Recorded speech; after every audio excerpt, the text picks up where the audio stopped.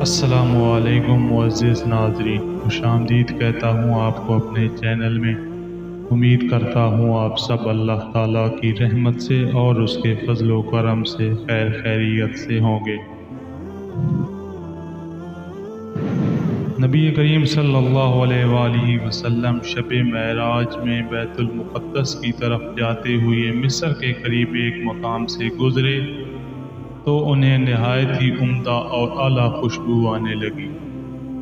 آپ صلی اللہ علیہ وآلہ وسلم نے حضرت جبرائیل امین سے یہ کیسی خوشبو ہے؟ جواب ملا، فرعون کی بیٹی کی باندی مشاطہ اور اس کی اولاد کی قبر سے یہ خوشبو آ رہی۔ پھر حضرت جبرائیل علیہ السلام نے اس کا قصہ بیان کیا۔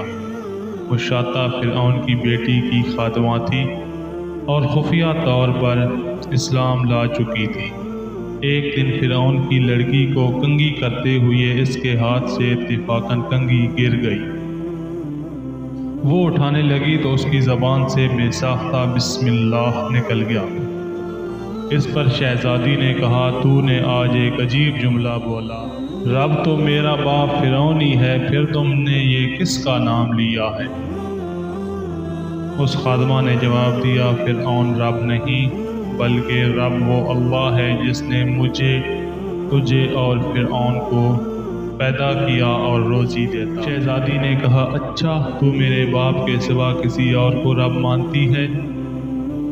اس نے جواب دیا، ہاں ہاں، میرا، تیرا اور تیرے باپ سب کا رب اللہ تعالی ہے۔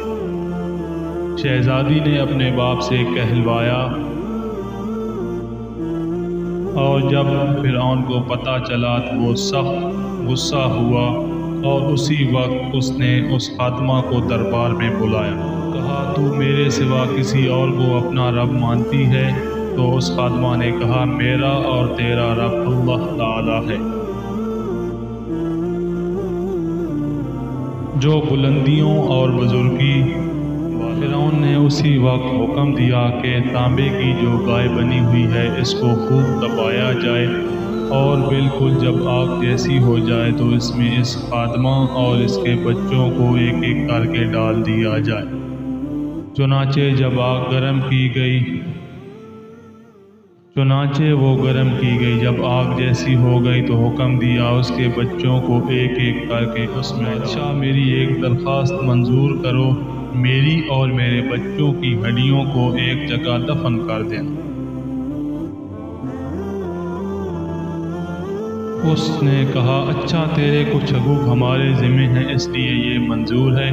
اس کی دونوں بچیاں اس کی آنکھوں کے سامنے اس میں ڈال دی گئیں اور وہ فوراً جل کر راکھ ہو گئیں۔ پھر سب سے چھوٹی بیٹی کی باری آئی جو ماں کی چھاتی سے لگا دودھ پی رہا تھا۔ فرعون کے سپاہیوں نے جب اسے گھسیٹا تو اس نیک بندی کی آنکھوں کے سامنے اندھیرا چھا گیا۔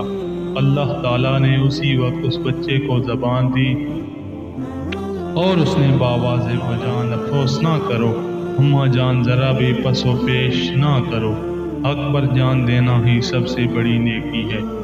چنانچہ انہیں صبر آ گیا، اس بچے کو بھی آگ میں ڈال دیا گیا اور آخر میں ان کی ماں کو بھی اسی آگ میں جلا دیا گیا۔ یہ خوشبو کی مہکیں اسی خادمہ اور اس کے بچوں کے جنتی محل سے آ رہی۔ امید کرتا ہوں آج کی یہ ویڈیو آپ کو اچھی لگے گی۔ اگر ویڈیو اچھی لگے تو چینل کو سبسکرائب اور ویڈیو کو لائک لازمی کر دیں۔ جزاک اللہ۔